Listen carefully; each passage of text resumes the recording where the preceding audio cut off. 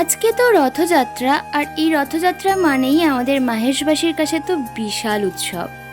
আর এই বছর না আমাদের মাহেশের রথ 630 বছর পূর্ণ হলো। আর যেহেতু অনেক দূর দূর থেকে লোক আসে, তাই তো প্রচুর পরিমাণে ভিড় হয়।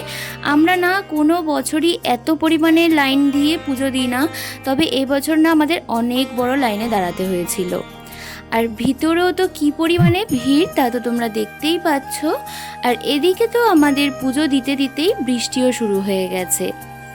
আমরা তো অনেকক্ষণ দাঁড়িয়েছিলাম, তবে বৃষ্টিটা যেহেতু কমছিল না, তারপর আমরা বেরিয়ে পড়েছি, কেননা বাড়ি গিয়ে তো আবারও আমাদের দুপুরবেলা বেরোতে হবে। আর দুপুরবেলা বেরোনোর সময় কি অবস্থা দেখো, কি জোরে বৃষ্টি নেমে গেছে। আমরা তো প্রথম ভাবছিলাম যাওয়াই যাবে না, তবে শেষে ছাতা মাথায় দিয়ে আমরা চলে এসেছিলাম জেঠুর দোকানে।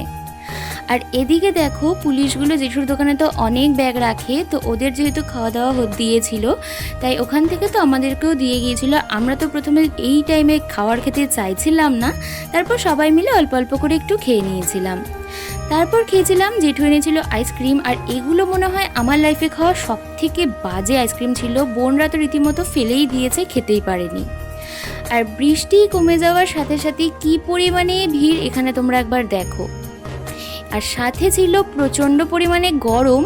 এবছর তো আমি সাহসই পাইনি বাইরে বেরিয়ে ভিডিও করার। পুরোটা ভিড়ই জেঠুর দোকানের দিকে চলে এসেছিল।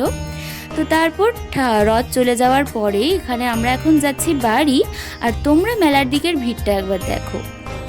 তো চলো, রথের দিনটা তো আমরা ভীষণ মজা করে কাটালাম। আজকের মতো এতটাই, টাটা।